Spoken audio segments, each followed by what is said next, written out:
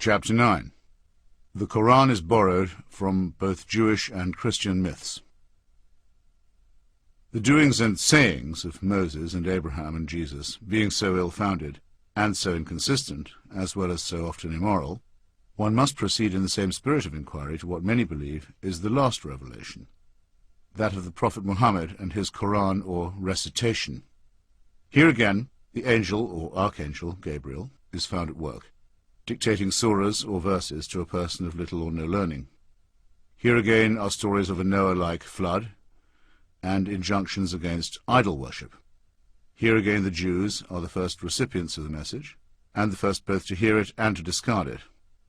And here again there is a vast commentary of doubtful anecdote about the actual doings and sayings of the Prophet, this time known as the Hadith. Islam is at once the most and the least interesting of the world's monotheisms.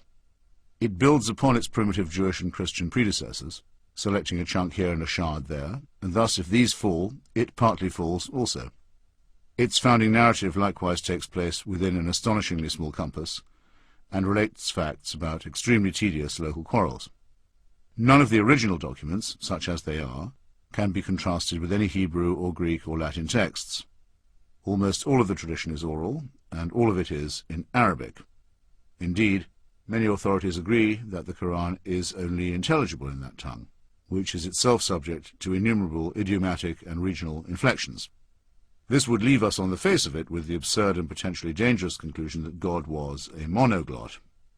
Before me is a book introducing Muhammad, written by two extremely unctuous British Muslims, who are hoping to present a friendly version of Islam to the West. Ingratiating and selective as their text may be, they insist that, as the literal word of God, the Quran is the Quran only in the original revealed text.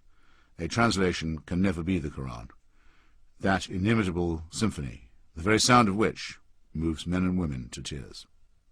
A translation can only be an attempt to give the barest suggestion of the meaning of words contained in the Quran. This is why all Muslims, whatever their mother tongue, always recite the Quran in its original Arabic. The authors go on to make some highly disobliging observations about the Penguin translation by N.J. Dawood, which makes me glad that I have always employed the Picthall version, but no likely to be convinced that if I wish to become a convert, I must master another language. In my own country of birth, I am sadly aware that there is a beautiful, poetic tradition unavailable to me because I will never know the marvellous tongue called Gaelic.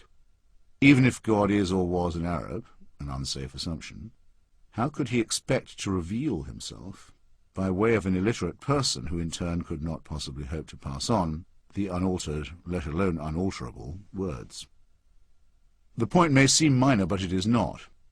To Muslims, the enunciation of the divine to a person of extreme unlettered simplicity has something of the same value as the humble vessel of the Virgin Mary has to Christians. It also possesses the same useful merit of being entirely unverifiable and unfalsifiable.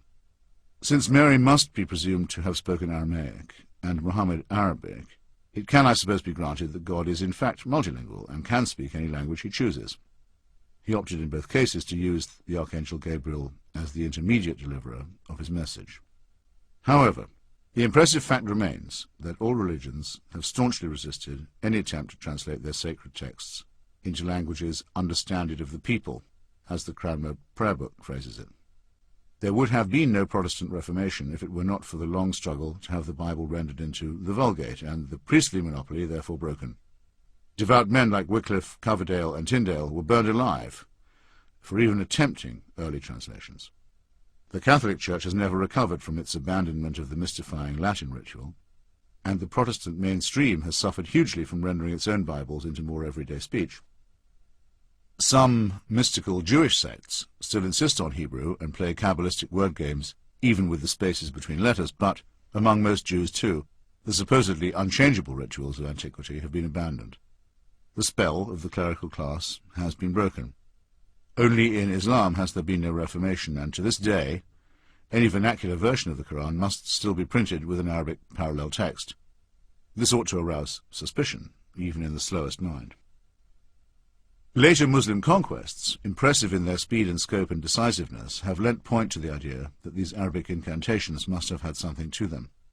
But if you allow this cheap earthly victory as a proof, you allow the same to Joshua's blood-soaked tribesmen, or to the Christian crusaders and conquistadors. There is a further objection. All religions take care to silence or to execute those who question them, and I choose to regard this recurrent tendency as a sign of their weakness rather than their strength.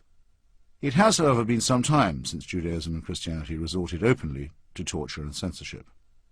Not only did Islam begin by condemning all doubters to eternal fire, but it still claims the right to do so in almost all of its dominions, and still preaches that these dominions can and must be extended by war. There has never been an attempt in any age to challenge or even investigate the claims of Islam that has not been met with extremely harsh and swift repression.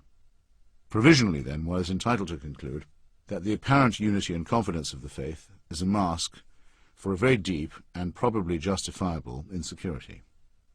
That there are, and always have been, sanguinary feuds between different schools of Islam, resulting in strictly inter-Muslim accusations of heresy and profanity, and in terrible acts of violence, naturally goes without saying. I have tried my best with this religion, which is as foreign to me as it is to the many millions who will always doubt that God entrusted a non-reader, through an intermediary, with the demanding call to read. As I said, I long ago acquired a copy of the Marmaduke Pictorial translation of the Quran, which has been certified by senior sources in the ulema, or Islamic religious authority, to be the nearest to an approximate rendition into English. I have been to innumerable gatherings, from Friday prayers in Tehran, to mosques in Damascus and Jerusalem and Doha and Istanbul and Washington, D.C., and I can attest that the recitation in Arabic does indeed have the apparent power to create bliss and also rage among those who hear it. I have also attended prayers in Malaysia and Indonesia and Bosnia, where there is resentment among non-Arabic-speaking Muslims at the privilege granted to Arabs and to Arabic, and to Arab movements and regimes, in a religion that purports to be universal. I have in my own home received Sayyid Hussein Khomeini, grandson of the Ayatollah, and a cleric from the holy city of Qum, and carefully handed him my own copy of the Quran. He kissed it, discussed it at length and with reverence, and for my instruction wrote in the back flap the verses which he thought had disproved his grandfather's claim to clerical authority in this world, as well as overthrown his grandfather's claim to take the life of Salman Rushdie. Who am I to adjudicate in such a dispute? However, the idea that the identical text can yield different commandments to different people is quite familiar to me for other reasons. There's no need to overstate the difficulty of understanding Islam's alleged profundities. If one comprehends the fallacies of any revealed religion, one comprehends them all. I have only once, in 25 years of often heated arguments in Washington, D.C., been threatened with actual violence. This was when I was at dinner with some staffers and supporters of the Clinton White House. One of those present, a then well-known Democratic pollster and fundraiser, questioned me about my own most recent trip to the Middle East. He wanted my opinion as to why the Muslims were so all-fired goddamn fundamentalists. I ran through my repertoire of explanations, adding that it was often forgotten that Islam was a relatively young faith and still in the heat of its self-confidence. Not for Muslims the crisis of self-doubt that had overtaken Western Christianity. I added that, for example, while there was little or no evidence for the life of Jesus, the figure of the Prophet Muhammad was by contrast a person in ascertainable history. The man changed colour faster than anyone I've ever seen. After shrieking that Jesus Christ had meant more to more people than I could ever imagine, and that I was disgusting beyond words for speaking so casually, he drew back his foot and aimed a kick which only his decency, conceivably his Christianity, prevented him from landing on my shin. He then ordered his wife to join him in leaving. I now feel that I owe him an apology, or at least half of one. Although we do know that a person named Muhammad almost certainly existed within a fairly small bracket of time and space, we have the same problem as we do in all the precedent cases. The accounts that relate his deeds and words were assembled many years later and are hopelessly corrupted into incoherence by self-interest, rumour, and illiteracy. The tale is familiar enough, even if it is new to you. Some Meccans of the 7th century followed an Abrahamic tradition and even believed that their temple, the Kaaba, had been built by Abraham. The temple itself, most of its original furnishings having been destroyed by later fundamentalists, notably the Wahhabis, is said to have become depraved by idolatry. Muhammad, the son of Abdullah, became one of those Hunafa, who turned away to seek solace elsewhere. The book of Isaiah also enjoins true believers to come out from the ungodly and be separate.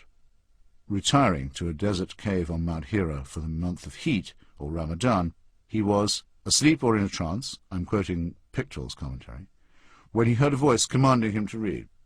He replied twice that he was unable to read, and was thrice commanded to do so.